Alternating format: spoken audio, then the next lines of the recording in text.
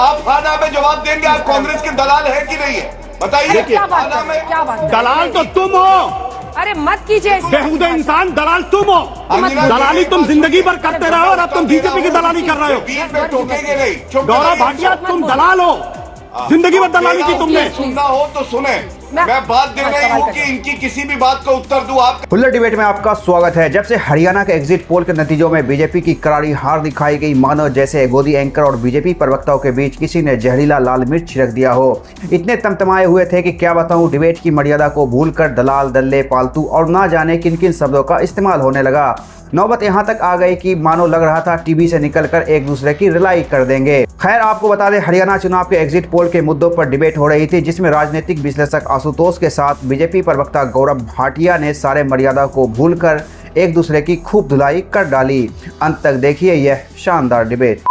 आइए देखते जाएगा। कुछ सीटें ऐसी हैं जो हम लोग जम्मू कश्मीर में जाके कवर किए, जो कि बीजेपी के लिए जीतना एकदम नामुमकिन के करीब है। तो बहुत बेस्ट वो करेंगे तो 35 तक मामला जा सकता है, 32 तक भी जा सकता है। इसीलिए वो दो नंबर्स बोले थे। आपको आशुतोष जी क्या लग रहा है? मैं तो जम्मू में आपका जो एग्जिट पोल है, मुझे बीजेपी की सीटें घटती बढ़ती बहुत ज्यादा दिखाई नहीं पड़ रही। जो पिछली बार का जो असेंबली का इलेक्शन हुआ था, उसके आसपास रहेगी, एक दो सीट आगे बढ़ सकती है, एक दो सीट पीछे बढ़ जाती है। इसमें जो चीज डिसाइसिव रोल प्ले करने वाली है, अगर एनसी और कांग्रेस का गठबंधन 11 सीट भी ले आता है इस इलाके के अंदर, तो फिर भारतीय जनता पार्टी के लिए जम्मू कश्मीर में अपनी सरकार के बारे में सोचना ही गलत होगा, क्योंकि उनका जो स्ट्रॉन्ग पॉइंट है वो वैली का इलाका है, और वैली में दोनों मिलकर बहुत मजबूत है और पीडीपी पूरी तरीके से। इसीलिए थोड़ा सा इंतजार कीजिए। एक सवाल पूछना चाहता हूं, क्या भारत सरकार ने अभी तक हिजबुल्लाह को आतंकवादी घोषित किया है, आतंकवादी संगठन? क्या नसरल्लाह को अभी तक आतंकवादी संगठन घोषित किया है? क्या हमास को अभी तक आतंकवादी संगठन घोषित किया है? ठीक है, हाँ, नाम जवाब दे दें गौरव भाटिया। देखिए, ऐसा है, आशुतोष जी अनऑफिशियल प्रवक्ता हो गए कांग्रेस पार्टी के। अरे हाँ ना में जवाब दीजिए यार, हम प्रवक्ता है नहीं प्रवक्ता इससे फर्क नहीं पड़ता। आप भारतीय जनता पार्टी के प्रवक्ता हैं, आपसे 3 सवाल पूछा गया, उसका जवाब दीजिए आप। ठीक है, जवाब सुनिए। आप इनसे चुप कराइए। हाँ, तो आप उनको प्रवक्ता मत कहिए किसी पार्टी का, सर, ये गलत बात है। गौरव भाटिया के पास जवाब नहीं, इसलिए पर्सनल अटैक करेंगे, इनकी आदत हो गई है। पूछिए। संविधान में चुप हो जाइए। चलिए, पहली बात, अनुच्छेद 370 में मैंने जवाब दिया। पहला शब्द टेम्पररी था, हटाने की हिम्मत कांग्रेस पार्टी में नहीं थी, नरेंद्र मोदी जी में थी, संशोधित किया। दूसरी बात, ये कहते हैं कि हिजबुल्लाह पे, हमास पे क्या स्टैंड है? विदेश नीति जो केंद्र की सरकार होती है, उसका सब्जेक्ट मैटर है। आप जानती है क्या परिस्थितियां चल रही हैं? भारत, भाई नरेंद्र मोदी जी की सरकार स्टैंड बताइए ना, हाँ या ना में साफ करिए। वो फैसला ले रही है, बीच में ना बोले। अंजना जी बेतुका सवाल कैसे? बेतुका कैसे? प्लीज चुप करिए। आप पीडीपी के साथ गठबंधन करें तो आप बहुत अच्छे हैं। मैं मतलब बोलिए ना, नसरल्लाह आतंकवादी था। आप जो सवाल कर रहे हैं, जो देश के प्रधानमंत्री कहेंगे हम उनके साथ हैं। प्रधानमंत्री कहते हैं नसरल्लाह आतंकवादी था, आतंकवादी था। बेतुका सवाल कैसे? इसलिए मैं वो बता रहा जवाब दे रहे हैं ना रागी जी, आप क्या बीच में कूद गए? उनको जवाब गौरव भाटिया दे रहे हैं जवाब।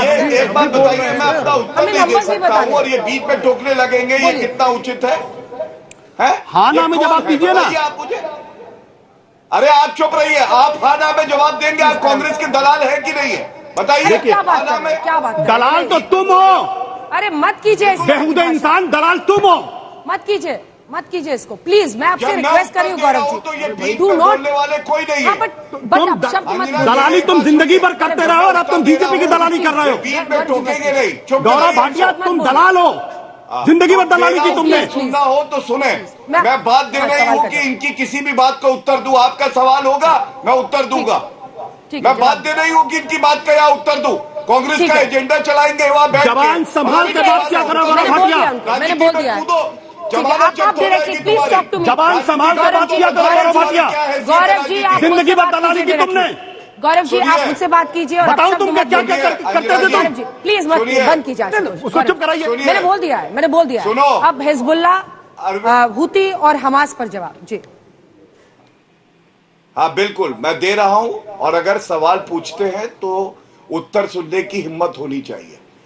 पहली बात, विदेश नीति जो है केंद्र सरकार का विषय है, इस पे हर किसी को टिप्पणी करने की आवश्यकता नहीं है, जब हम सब जानते हैं कि उस जोन में युद्ध चल रहा है और भारत मजबूत एक देश है।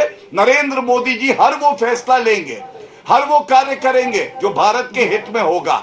अगर हम कोई बात कहते हैं उस पे ये कहना कि नसरुल्लाह के साथ खड़े हो जाओ क्योंकि इस्लाम धर्म दिखाई दे रहा है, और मैं कहता हूं औरंगजेब जो भारतीय नागरिक था, राइफलमैन, उसके साथ नहीं खड़े हो पाए ये दोनों क्योंकि इनको सूट नहीं करता था, तो इसलिए इनको आपत्ति होती है। अंजना जी, बहुत जिम्मेदारी से कहता हूं, हम सब जानते हैं हमास का और हिजबुल्लाह का क्या इतिहास रहा है, और उसके बाद अगर इन दरिंदों को ये यहाँ डिफेंड करते हैं तो ये इनकी प्रवृत्ति दिखाता है। चलिए ठीक है, अभी वोटिंग खत्म हो चुकी है, वोटिंग खत्म हो चुकी है, और जो भी अपशब्द बोले गए हैं, मैं मानती हूं कि देखिए सभ्य भाषा के साथ अगर आपकी दलील में दम है तो सभ्य भाषा के साथ भी उस बात को रखा जा सकता है। बचना चाहिए इससे, हर किसी को बचना चाहिए।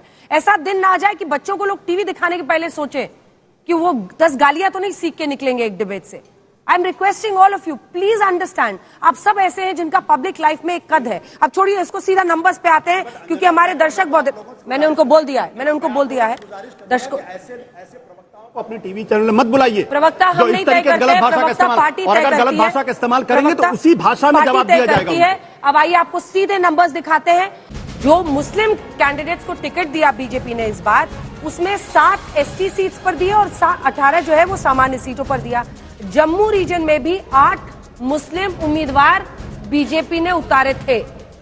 और ये देखिए अब डल झील के एकदम जूम इन करके कमल वहां पे दिख रहा है आशुतोष जी। देखिए दो चीजें महत्वपूर्ण है।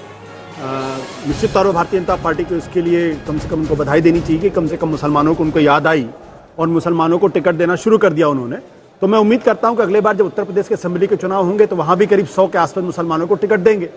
देखिए इस आधार पर आप आकलन नहीं कर सकते। मेरा कहना स्पष्ट तौर पर यह है कि जम्मू कश्मीर के अंदर जो नतीजे आएंगे वो इस बात को लेकर एक अपने आप में एक संकेत होगा कि अनुच्छेद 370 को लेकर वहां की जनता ने क्या संदेश दिया है। महत्वपूर्ण सवाल है क्योंकि उसके बाद का पहला चुनाव है और उस चुनाव के नतीजे ही ये बताएंगे कि दरअसल लोगों ने उसको एक्सेप्ट किया है, एक्सेप्ट नहीं किया। मेरा साफ तौर पर मानना यह है कि वैली में इसको लेकर पूरी तरीके से डिवीजन होगा। वैली में भारतीय जनता पार्टी के लिए जब वो 16 सीटों पर चुनाव नहीं लड़ रही वहां पे और वो वहां पे जमात इस्लामी को सपोर्ट कर रहे हैं अंदर से या फिर राशिद इंजीनियर को सपोर्ट करने की बात कर रहे हैं, तो ये उनकी कमजोरी का प्रतीक है, ताकत का प्रतीक नहीं है। जहां तक जम्मू की बात है, जम्मू का आरोप हो सकता है, लेकिन आप इतने कंफर्मेशन से कैसे कह रहे हैं कि इंजीनियर राशिद को सपोर्ट? क्योंकि देखिए एक सेकंड मैं तो आप कह रहे हैं ना कि वो सपोर्ट कर रहे हैं, अंदर से कर रहे हो, ये तो एनसी और कांग्रेस का आरोप है। आप इसको कैसे कंफर्म कर रहे हैं? ये एनसी कांग्रेस का आरोप नहीं है।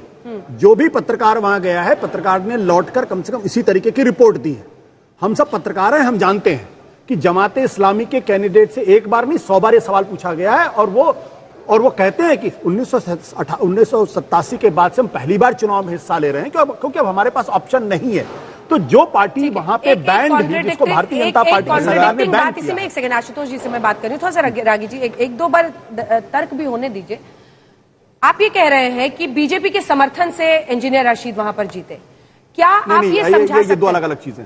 आपने कहा ना कि उनकी मदद से लड़ रहे हैं। जीते हैं वो लोकसभा की बात है। हाँ। मैं अब विधानसभा की बात कर रहा हूं। अच्छा, लोकसभा में समर्थन नहीं किया बीजेपी? लोकसभा में मुझे नहीं लगता इस तरीके की कोई जानकारी, कोई जानकारी उस तरीके की कोई जानकारी नहीं है। चुनाव विधानसभा में सपोर्ट कर रही है। विधानसभा के बारे में इस तरीके की खबरें हैं, तमाम अखबारों में इसके मुतालिक खबरें छपी हुई हैं और सोर्सेज के हवाले से खबर किसी ने कंफर्म नहीं किया। भारतीय जनता पार्टी ने तो बिल्कुल कंफर्म नहीं किया। लेकिन ये बहुत, अगर आप जम्मू में वैली में अगर आप लोगों से बातचीत करेंगे तो ये बहुत स्पष्ट तौर पर है और जमात इस्लामी के कैंडिडेट से जो प्रॉक्सी कैंडिडेट हैं उनसे ये सवाल पूछे गए हैं जिसका जवाब उन्होंने दिया है। चलिए ठीक है अंजना जी, मैं बिल्कुल नहीं कह रहा कि लोकसभा में भारतीय जनता पार्टी ने इंजीनियर राशिद को सपोर्ट किया। बिल्कुल मैं नहीं कह रहा। बिल्कुल ही उल्टा मुंह पड़ जाएगा ऐसा कहना, क्योंकि 2 लाख के मार्जिन से अगर कश्मीर घाटी में बीजेपी किसी को जितवा सकती है तब तो ये उनकी बहुत बड़ी कामयाबी हो जाएगी। एक बार जो दोनों मेहमान है पार्टी के, उनसे पूछ लें, फिर आप लोग चर्चा करिएगा।